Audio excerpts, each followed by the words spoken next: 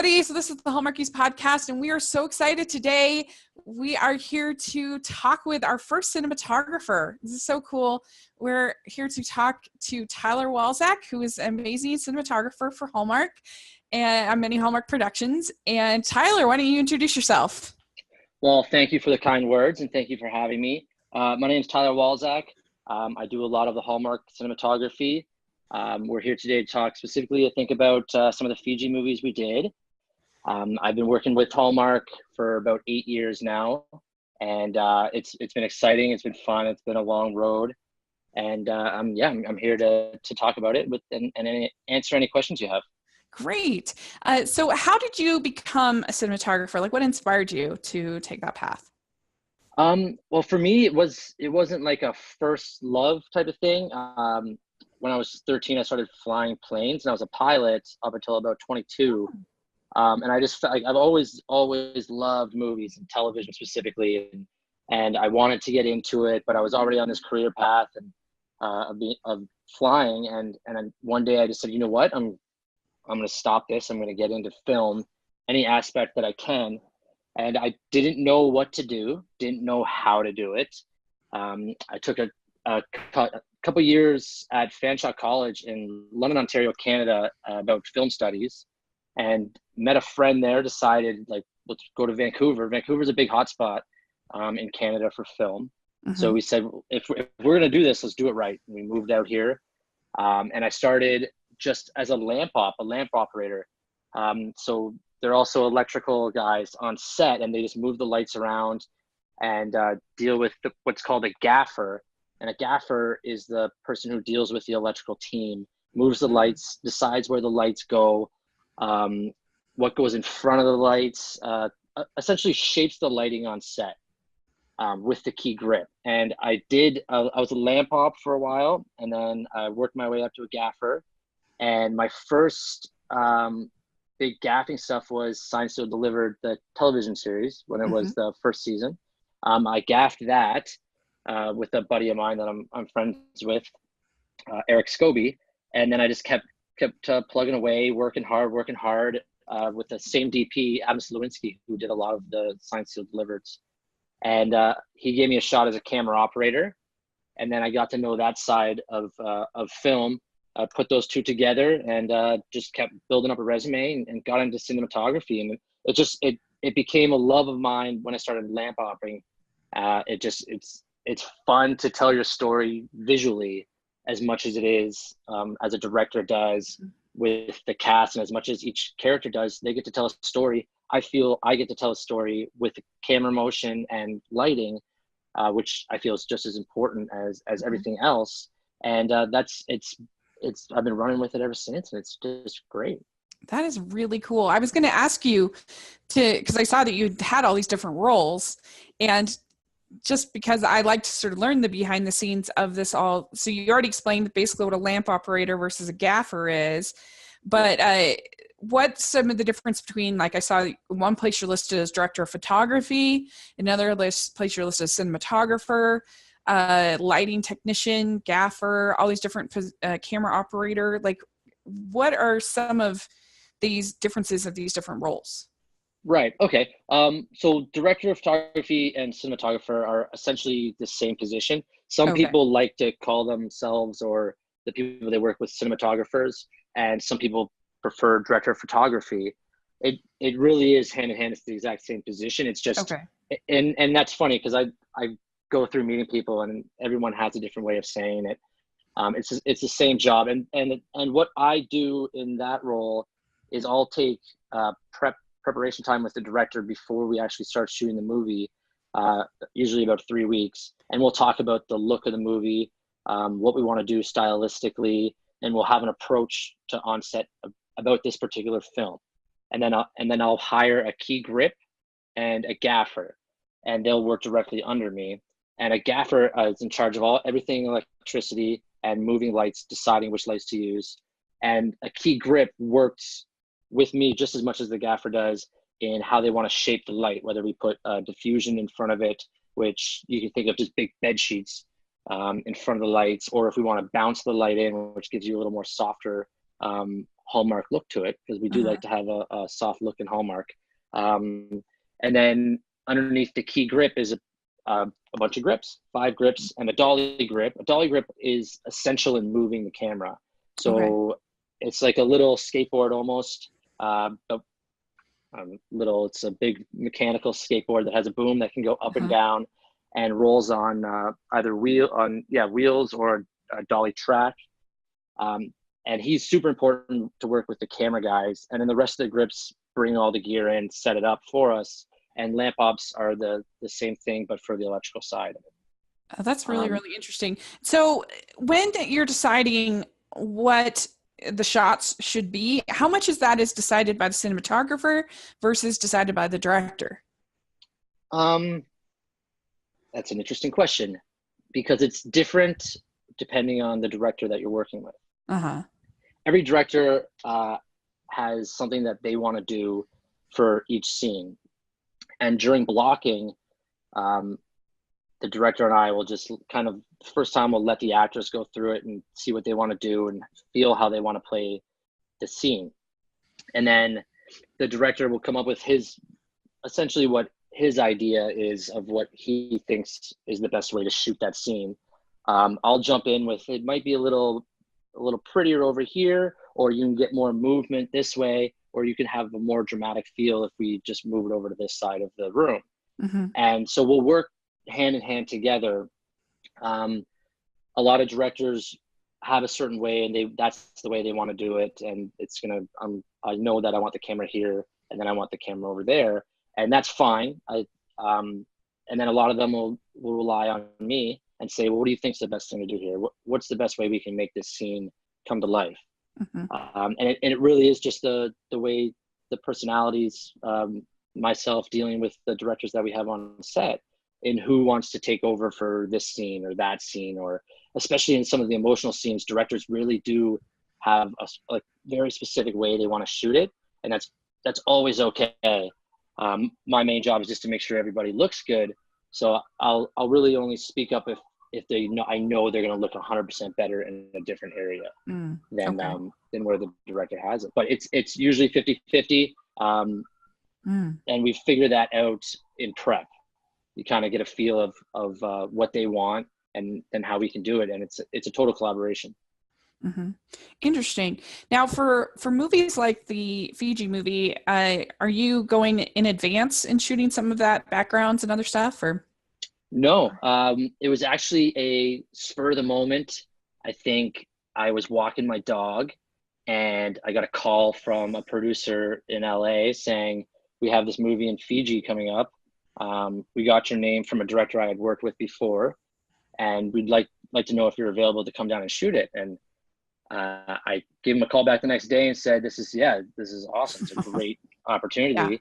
And I was on a plane 3 days later. And I met with the director, who, I live in Vancouver, and the director of the first movie, Martin Wood. I think that movie aired last weekend, the weekend before. Summer to Uh, Remember. uh, Summer to Remember aired. Yeah, we're recording this on the 14th, so it aired not this last Saturday, but the Saturday before.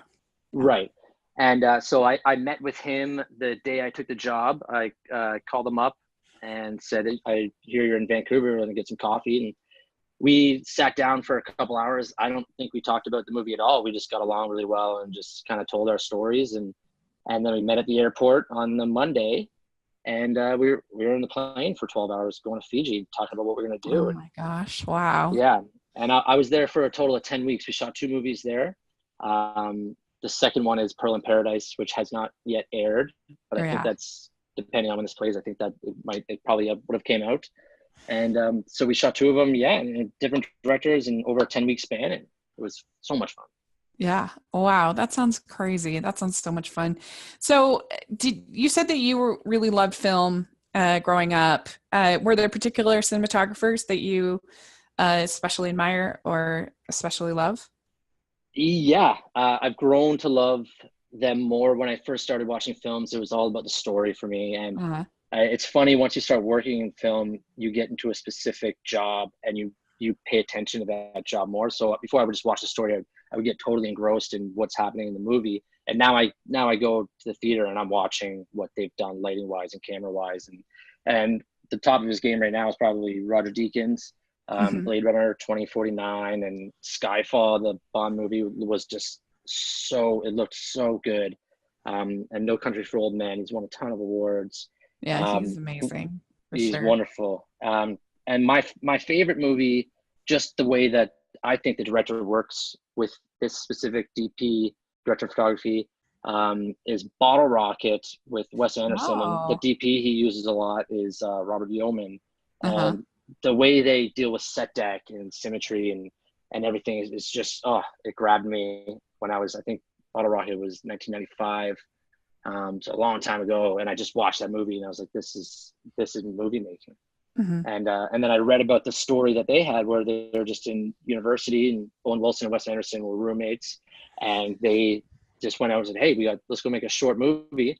Played it in the theaters at a festival, and someone gave him like $5 million to The make Bottle it a Rocket. 2 hour film. Yeah, Bottle Rocket, and Yeah. it's just that's my favorite movie, and that's what really got me to like just get this bug in my head about film. And growing up when I was younger, though, like Dick Tracy, Vittorio Stor I'm hoping I'm saying this right, Vittoria Storaro, who directed Mm. photography of that, and he also did Apocalypse Now.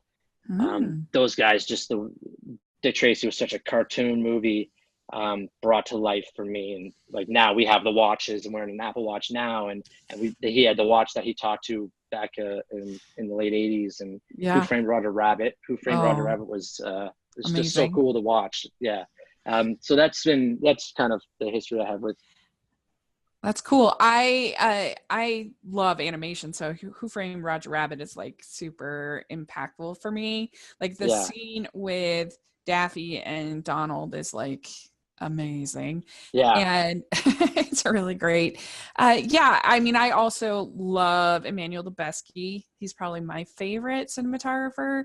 I mean, everybody loves like what he did with Inarritu, but I love what he did with Terrence Malick. Like, I think so beautiful. right, Tree of Life, amazing. Just wonderful. so beautiful. It's it's amazing what guys are coming up with now, and the innovation they have and the way they're using it, with older techniques. And some of the movies, they just go, to my tongue, Revenant. I Yeah. mean, it was tough to shoot it because it was so harsh, but they did it slowly and methodically, where they only shot when the light was in a perfect location. And that Mhm. movie is wonderful. The television show I'm watching now, which I think is just got next level cinematography to tell a story, by Todd Campbell, is the director of Okay. photography. Sounds familiar. Mr. Robot. Oh, okay. Yeah. Um, it's like a darker story, and just a little 2018, as if I'm gonna use Uh-huh. that as a verb, and just the way they shoot it is incredible to me. So Yeah. I'm obsessed with that television show right now. That's really cool. Do you like this whole sort of thing now that we have the one take look? Is that exciting for you? Like they did with Creed and Children of Men, people like that, things like that. It is, and it's amazing how they do it, because sometimes it's just so simple, and sometimes it takes a day to set up. We've had some shots where we try to do this one 5 minute take, through like 8 different characters, and each we just plan it out for about 3 hours. About, this is how the camera is going to move. This is what we're going to do. And then you watch it happen. You do about 6 or 7 takes, and sometimes it's just frustrating. You're like, we're not going to get it. We're not going to get it. And then you have that moment where everything falls into line, and it's so perfect, and it's just like people are cheering on set, and it's a great feeling. It really Mhm. is. And to see them do things like Children of Men, that shot where they go through the car in one, I think it's just as the car crashes, and they go through the doors and then back out and back in again. Yeah. It's unbelievable. Yeah, it really is amazing. And yeah, I mean, and Lubetzky, like the fact that he did that and then he did like Gravity, which just looks so different from, I don't know, he's amazing. But Yeah, because I loved Gravity. Gravity is like the first movie I've ever seen where I literally felt like I was in space. Like it was so immersive And I don't know, I had a second where I was like getting a little motion sick because it looked so real to me. Yeah. It And was it really takes, cool. I remember seeing it in theaters, and I think it was on IMAX, I saw it. And there's moments where when she gets sucked into space, it takes away your breath, where you're just like, oh my goodness, like this feeling of being there with them in that moment is Yeah. really what cinematographers and director of photography are here for, is to Yeah. try to give you guys that experience of being there. That's really, really cool. Yeah. So I wanted, so you got your first project was on A Rose for Christmas that you did a cinematographer. Is that correct? Yes, with Rachel Boston. Yes. In Victoria, we shot that, Victoria, Canada, which is on Vancouver Island. It's a Uh-huh. different look. It's beautiful there. That was my first movie with Yeah. Kevin Fair directing, who does a lot of the signed seal delivers as well. Right. So you had to pretend that was Pasadena. Yes, we did. And that's why I was wondering, was that, what's it like to, as a cinematographer, to, there's so many movies that are Vancouver as New York. Yes. And there's so many here, you have Vancouver as a Pasadena. So what's that like? It is tough. And I'm not sure if a lot of people know, but a lot of the Christmas movies are shot in August Right. and July. I'm working on a Christmas movie right now that we're prepping, and it'll come out later this year. And it's hard because it's so hot, and you can't have real snow. You bring in what we call fish ice, and fish Sure. ice lasts a bit longer than it would just your regular snow, and you have to pile it up, and then you got to bring truckloads of it in, and the sun is so much brighter and hotter on a look like off a Yeah. building or off the back of someone's head, that you've really got to cover people up and make it look kind of gray and drab. I mean, I guess at Um, least Pasadena, you didn't have to worry about that with snow. that is right, and I was so thankful we didn't have to go crazy with snow.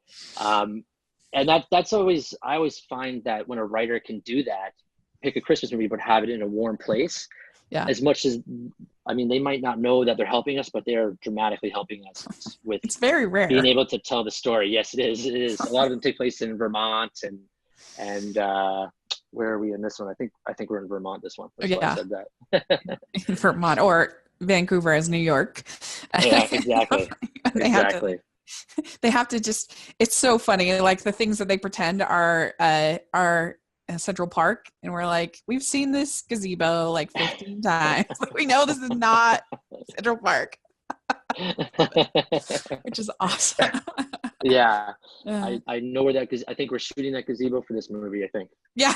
Right. Yeah. So was that like really intimidating doing your first one? I mean, but you had built up doing these other roles, so maybe not, or it it was something different, and it was something yeah. scary. But I had worked a lot with Kevin Fair on the signed seals, and Yeah. he he gave me my first chance to do this movie, A Rose for Christmas, and we worked so well together, and we had this camaraderie and this friendship before. So I knew he trusted me, which took a Uh-huh. ton of weight off my shoulders, and I knew that I wanted to give him something that he's gonna love.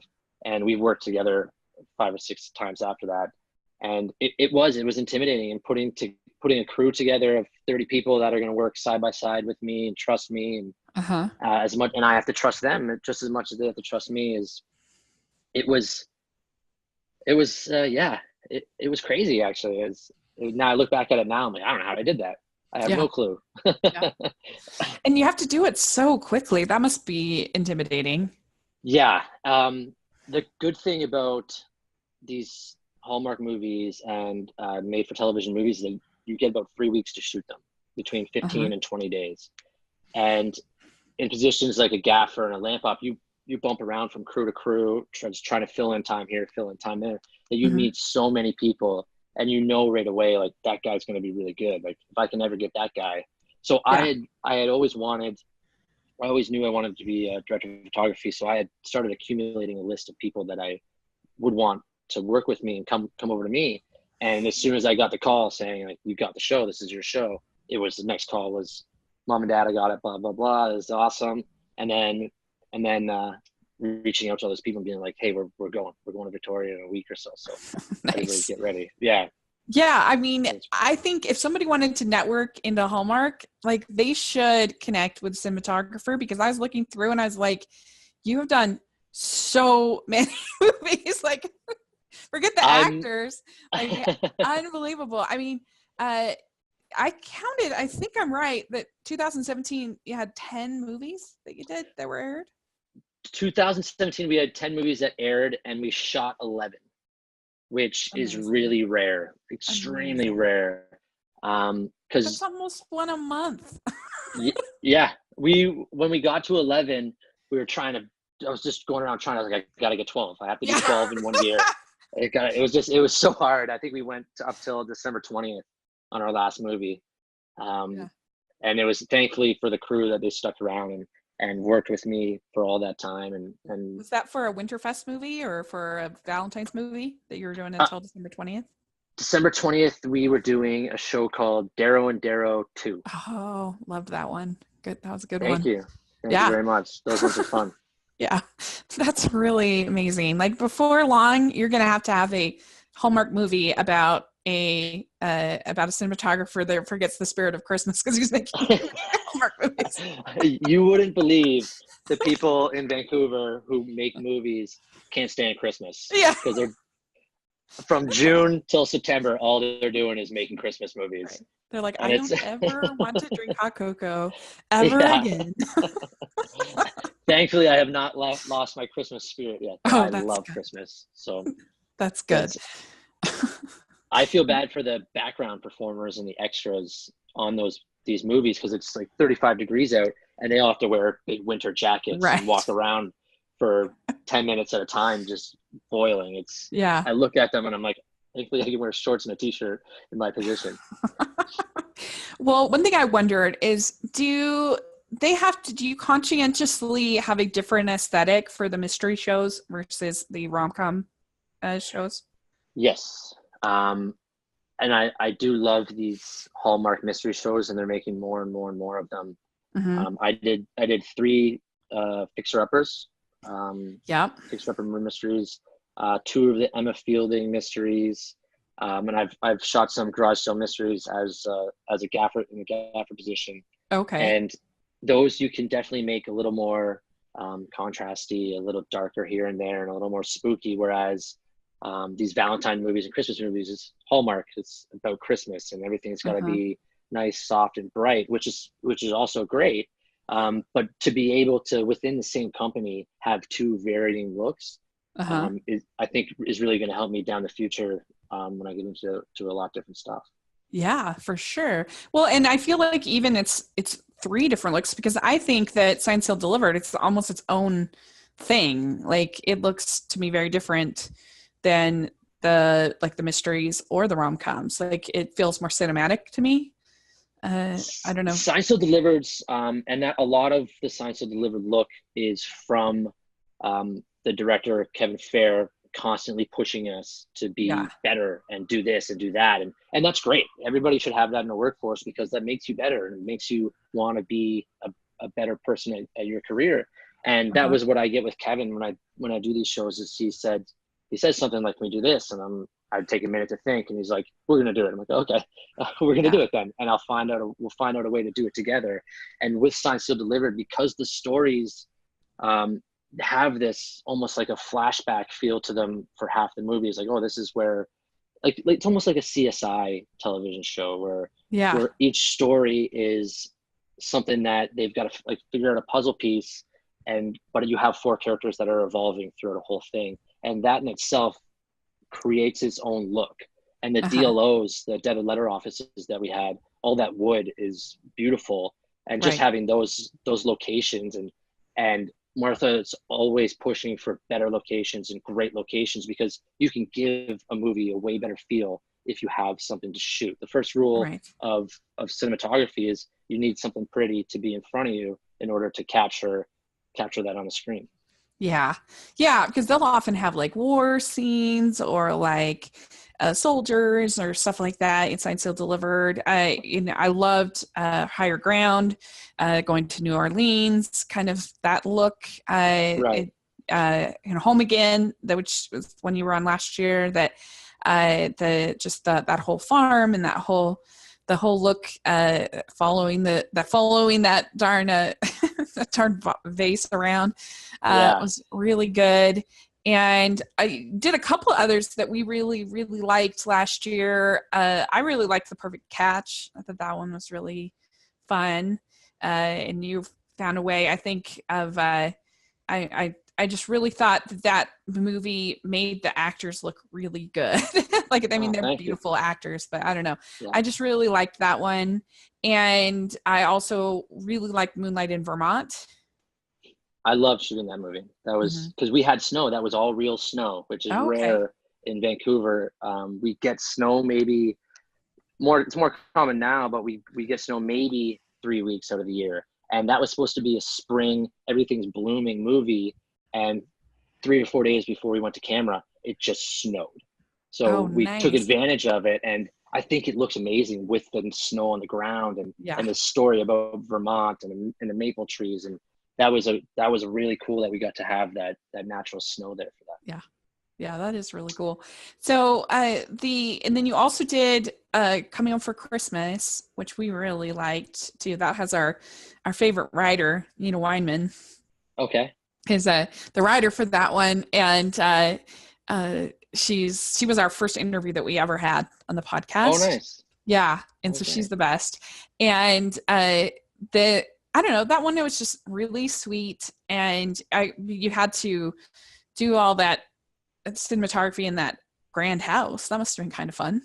Interesting. Yes, that was crazy because like most of the expensive stuff was already there when we got there. Like a lot of the times Uh-huh.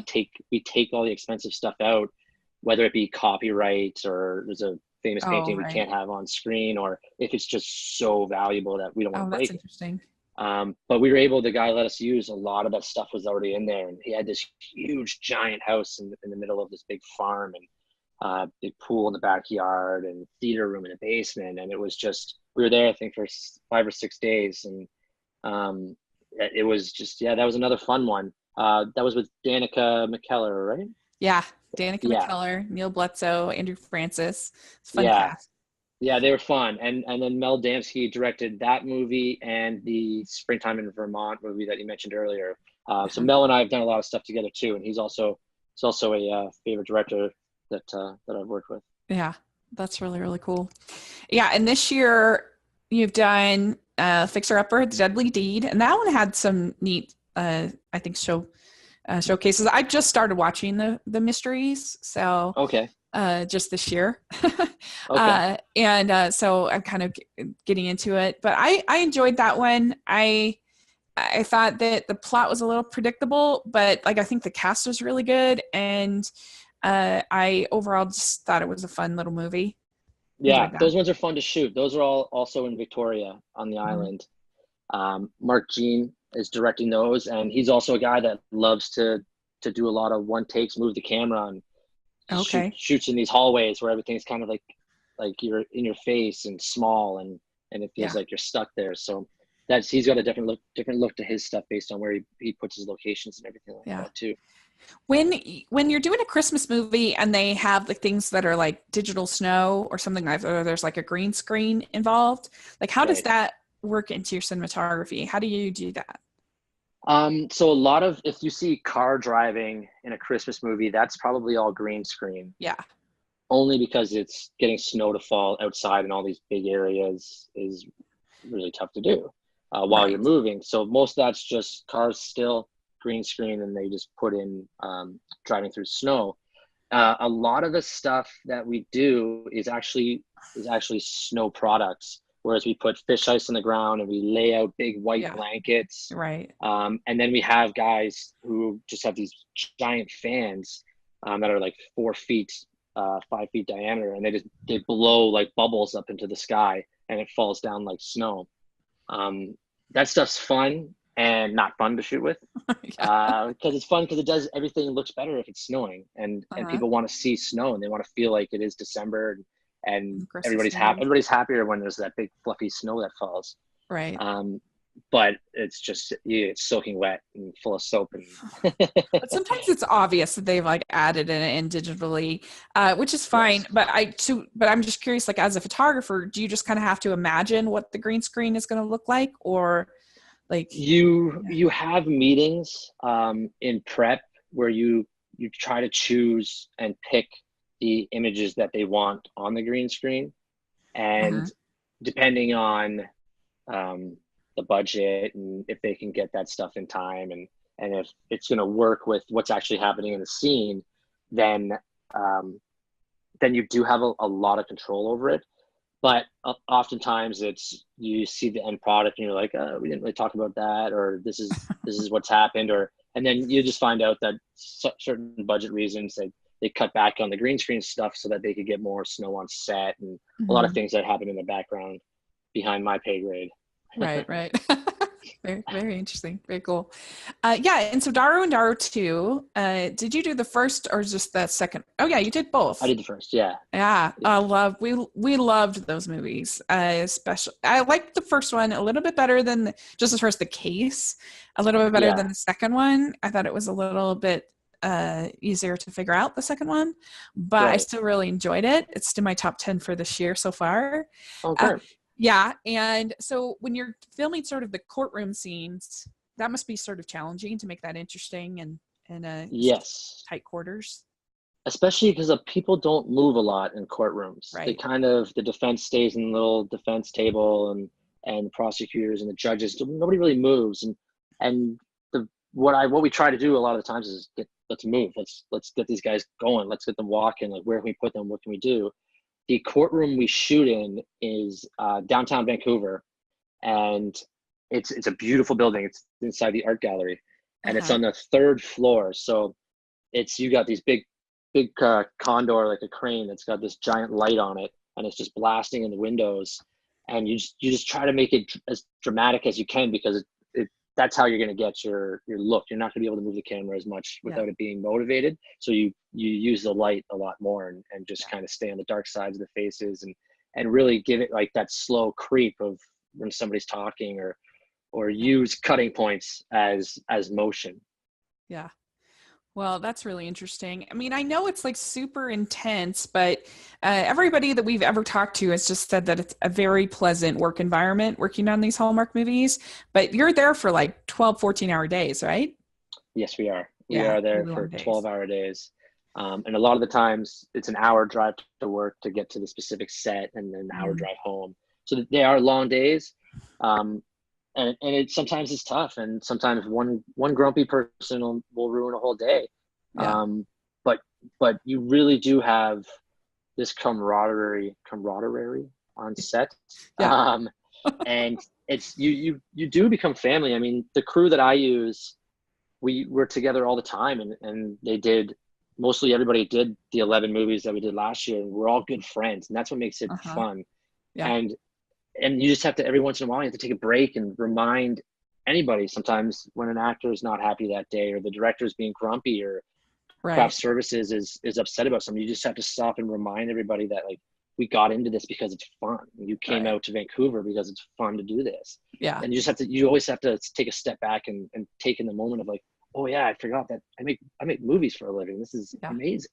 Right. And that's the part that I have to do every once in a while too, is like, it's Yeah. 13 hours today, and it's Friday at midnight, and we have 3 more hours to go. And it's like, okay, well, let's not complain too much. I mean, we're making a Yeah. movie. Right. This is amazing. There's fake Yeah. snow falling in July. Let's be happy about it. Yeah.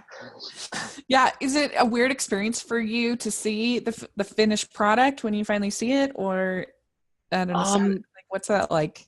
Maybe the first one was Uh-huh. weird to watch, and weird to hear about when people at home watched it and, like, hey, I saw your name, I saw this, like, Yeah. it's so Yeah. cool. But the more you do it now, especially me, like, I see every take, whether it's one take or 8 takes, and then I watch them all on, well, we have dailies the next day, so Right. everything we record is we get to watch in the morning, and then so I see it again, and then when we're doing color correct timing and editing, I watch Yeah. it all 4 or 5 times. So Yeah. by the time it gets to the screen, I've seen it all finished and color corrected, and it's like, okay, it's out there. Let's on to the Yeah. next one. And because we do them so quickly, it's just like, oh yeah, that movie, Yeah. this movie. That's really, really cool. I can't even imagine what that would be like. That would be very exciting. So like you said, especially the first time, it'd be like, oh my gosh, that's me. That's me. Yeah, it's what happens more so is you sit down with like your camera operator or your Yeah. gaffer or somebody just randomly at your house one day and scroll through TV and one of your movies comes on and you just sit there and you tell stories about that day. Yeah. Right. Oh, remember that this happened on that day and that happened on this day, and then that's really what is goes on now with having Uh-huh. done a lot of these, Right. um, and especially the Fiji ones that we Yeah. did, like nonstop stories and Yeah. friends that you just message up every like when you wake up one morning and it's like, remember we went shark diving in Fiji for no reason Oh at my all, like gosh. Yeah. amazing, yeah.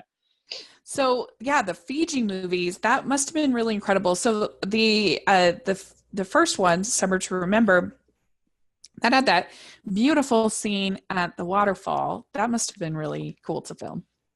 Yes, Challenging. that was our very first day shooting in Fiji. Oh wow. um, and myself and Martin Wood, the director, and a guy named Dean Swagman, who is Mhm. kind of like our locations manager, went out into like the forest one day, and Dean's like, I know of this waterfall, and he took us to this waterfall, and you could drive to it and take like these little stairs down, and then climb the rest of the way down, which we Yeah. did when we like scouted the place. But you there's no way to get equipment down there unless you walked with each piece of equipment 10 minutes upstream to Oh that wow. waterfall. Yeah. So the first day, Martin had a plan. He's like, this is what we can do. This is the way we can do this. And half hour before the sun rose, everybody was ready, had their gear unloaded, and everybody grabbed it. And everybody was great. The executive producer, Stan Spry, had stuff on his shoulders walking through the river. And Lincoln Lagason had two things in his hands walking up the river, Oh and they go my back and pick up gosh. more. And Wow. it was a total team effort for that day. And it was that stuff was amazing. And we got Yeah. to do that stuff 5 or 6 times in the course of these 2 movies, where you just go to this weird place that no one else will ever go to, Yeah. and That's it really really is cool. fun. Yeah. Was that water super cold, do you know, for Catherine and for Cameron? No, Okay. at that time it was probably about. I'm gonna show my Canadianisms here because I'm gonna go Celsius, but it was probably 46 degrees Celsius, which are Oh, 115 degrees so Fahrenheit. so really warm. Really Really warm. hot. So I'm pretty sure that they like jumping into that water. It's like, okay, we're here, Yeah. let's jump in. Yeah. We were in it all day, and it at that moment in time, because it was winter in Fiji Yeah. technically, but we had Because some tropical weather come in, and so it wouldn't have been cold for them. Uh, and sometimes those waterfalls can be chilly. Can be coming from the mountain spring, so that's why I yeah, wondered. But that sounds really cool. I really liked that and all the scenes. You know, in the actual when they're in the ocean, when the daughter's trying to paddleboard and all of that fun stuff. That was all really really good. And just like the sunsets that you got, beautiful. I mean, I love the ocean so much. yeah, I've only ever been Hawaii. I haven't been to Fiji, but I love the beach and the ocean so much. So, oh, yeah, that's yeah. so We had cool. it the resort. So the resort that you saw in most of Summer to Remember is Uh-huh. where we stayed. Okay. So every day we would have like dinner and lunch and just overlook the ocean the entire time, watch the sunsets, Oh my and wake up on gosh. the weekends like, this is amazing. Let's go hang out by the pool and Yeah. by the ocean there, or snorkeling or Yeah. diving. It was incredible, and it was such an experience. That's really cool. So yeah, this second one, it looks like it's more sort of like in the jungle of Fiji as opposed to the beach. Is that correct? That is correct. Okay. I think you'll find a completely different look Yeah. than the first one. First one is your typical resort type storyline. This one is we're in the jungle, Yeah. and I think you're going to get a completely different look for it, and it's going to be just as pretty, I hope, um, and and it'll be completely different in terms Yeah. of of the forest and the other side of the island that Fiji has to Right. offer. That's so cool. So yeah, so were you thinking, were the production side of the movie, were you thinking of like Romancing the Stone at all? Like that kind of vibe, or was it just that just sort of happened? I can honestly say I never thought about that. No, yeah, it just sort of happened. I mean, I went into that second movie just thinking this is like Indiana Jones type of stuff. Okay, And yeah. so Interesting. that's where my head went. Hmm. And it was a lot to Gary Yates directed that one, who was great, and he came in with all these ideas, and it was his look and feel is definitely in this movie. Cool. Yeah, that's really cool. Sort of the aesthetic and lighting and different things that were different than what the first director Martin Wood felt like Yeah, he had. Yeah, yeah. that's really interesting to me. Cool. Well, I can't wait to see it, and I can't wait to see the Christmas one that you talked about that you have coming up. We're really excited for. Uh, That'll be a fun one. We can't say who the cast is or anything like that yet, sure. but we're gonna start shooting it in 2 weeks and Oh, probably be out a week before Christmas or something like that. that's amazing. Oh, can't wait.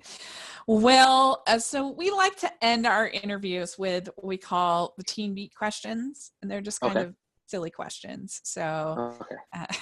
uh, so here we go. And I don't know if you know about Teen Beat, but it was this magazine for like teen girls with their like Okay. heartthrobs in it. So there's like silly questions. And anyway, so so the first question is, what is the best ice cream flavor? Oh, okay. I get in arguments with this all the time because it has to be mixed with chocolate. Oh, okay. Um, I if I'm buying from a store, Smartie ice cream, the Smarties ice cream. I don't know if Is you guys that? have it in I the think that might States. be Canadian. Okay, it's Canadian, but it's kind of like M&Ms, Oh, but okay. it's like ice cream flavored Uh huh. with chunks of M&Ms in it. But if I go to to get 2 scoops, it's one of the bottom scoops got to be chocolate, and the top scoops got to be like raspberry. Oh, ooh, that Yeah. sounds yummy. I can approve. That sounds good. All right. So, what is your favorite color? Favorite color is blue, Honolulu blue. Nice. Oh, okay, good. All right. So, what music are you into right now? Right now, I my summer songs are Chance the Rapper came out with Oh, 4 songs right. for summer, and I think I play those 17 times a day, Nice. and that gets me through my days. Cool. Good. All right. So, what is your go-to date night food? Ooh, uh, it's tough because living in Vancouver, you almost have to go to sushi. Yeah. It's like the only thing people get upset if you don't go to sushi. I would personally go to an Italian pizza place, Yeah. um, That's so but funny. everybody's sushi, sushi, sushi, sushi. So all the hipsters in Vancouver are sushi, huh? Sushi eaters. Yeah, I mean, Italian, that's supposed to, I mean, you got Lady and the Tramp, like it's supposed to be the ultimate of romance. Yes, it is, and that's So, what I thought too. But sometimes you go on a date with someone like, "Oh, pizza." I'm like, yeah, pizza. What are you talking about? This place is yeah. amazing. Hello. What's your favorite pizza topping? This is a bonus question. um, Bacon probably. Mm, Yeah. yeah, sounds yummy. All right. Well, what is your go-to date night activity? Um, I tend to stay away from movie theaters. Hmm. I usually go late afternoon because I have a dog. I've got a giant dog. Oh, So I like to go through like a walk around Stanley Park, which is kind of our central park yeah. of Vancouver. So if anyone would like to go for a dog walk with me, that's what I would do. That sounds like a really good date to me. And that answers our next question, dogs or cats? Dogs, 100%. Yeah. What kind of dog do you have? I have a Catahoula leopard dog. Oh my gosh, I haven't even heard of that. A lot of people haven't. It's the state dog of Louisiana. Oh, First North American bred dogs. oh, Yeah. interesting. Yeah. Okay, Yep. cool. All right. So beaches or mountains? I live in Vancouver, so people would say mountains, but I'm more of a beach person. Good choice. Yeah. Yeah. I know. I'm the same way. I live in Utah So you think I should say mountains, but I'm totally all Right. about the beach. All about the beach. I'm like, I live in the wrong state. But the closest we can get here is the Great Salt Lake, which is not close really at all. Right. Now, Utah has the Arches National Park, right? Yes. Well, we have 5 national parks in Utah. Okay, I've been to Yeah. Arches when I was traveling across the country, and that is beautiful It is gorgeous. there. Gorgeous. Yeah. There's Arches, Canyonlands, Bryce, and Zion's, and one more I can't think of. There's 5. And they are really beautiful for sure.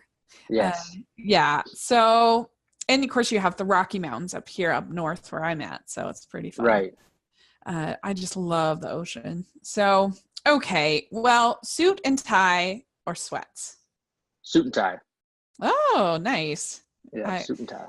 Very good choice. I love a man in a suit. So I I'm get very thrilled. excited for weddings just because I get to dress up. Nice. That's really cute. All right. What is your favorite holiday? Christmas. Yeah, I it's can't choose hard my to pick. birthday, can I? Sure, you I, can pick I any would choose holiday my you want. birthday, but but I'll go Christmas. Yeah, Christmas is really hard to beat. Although birthday is a really good one because it's like kind of Christmas just for you. Exactly, and my birthday is first week or second week of December, so I get to that whole month as mine. Yeah. Yeah. My birthday is the end of January. So it's kind of Okay. like, which is good because I feel like you have kind of post-Christmas post Christmas depression. And so I get Yes. like something to look forward to right away. I think. Although I It's was far always enough yeah. it's far enough behind actual Christmas too that people are starting to get Yeah. excited about other things as well. Yeah, I never got like combined gifts. Right. Like that's what it would suck about having a December birthday is you get like combined gifts, like people trying to give you both Christmas and your birthday. It's like, That's what people say, but I loved combined gifts. I think that oh, was the best you part. did. So Okay. everybody, and that's the same thing everybody says is that, oh well, you probably had combined gifts. That's no fun. I'm like, what do you mean? That's amazing. I got a huge gift instead of two like tiny Yeah, gifts. that's fair. That's a fair point. That's true. So the last question is very difficult because you don't have Hallmark Channel in Canada, Correct. but you can pick one of the ones that you worked on. What is your favorite Hallmark movie? Favorite Hallmark movie. And you are right. We do not get it up here, and I don't know why. And a lot of people ask why we don't get it here. But my favorite one, I mean, I do really like the Signed, Sealed, Delivers. Yeah. I think that they had a good storytelling system, and I think they did really well for themselves. And it's a tough question because I make them all, so Yeah. they all kind of blend into one thing for me. The garage sale mysteries are fun to make. Lori Yeah. Loughlin's amazing to work with. Um, so those ones are also fun. That's a tough question. I'll answer that next time. Okay, good. No, that's good. Yeah, I'm just watching my first garage sale mysteries this month, and I really enjoyed particularly the first one because I love like the dynamic of their family. Because to be honest, I'm not that big a fan of like the mysteries themselves because they're pretty predictable and pretty obvious Yes, usually for me. But like I love I guess it's the Shannon family and all of their shenanigans. I'm a big fan of that. I thought that was really right. Yeah, they have a uh, natural family vibe on yeah, set too. Like they're all so friendly with each other, and they yeah. work so well together that it almost like what you see on film is like really just how they are Yeah. in that as a family. Yeah. Yeah. I love Steve Bassick as the dad. Like he's so good. He was in one of my favorites last year called All for Love. Okay. And he's just so I don't know, he's just so sweet. And he's this big guy. So I think it just makes it extra sweet. Yeah, and he's super nice guy as well, which helps. Yeah. Yeah. That's really cool.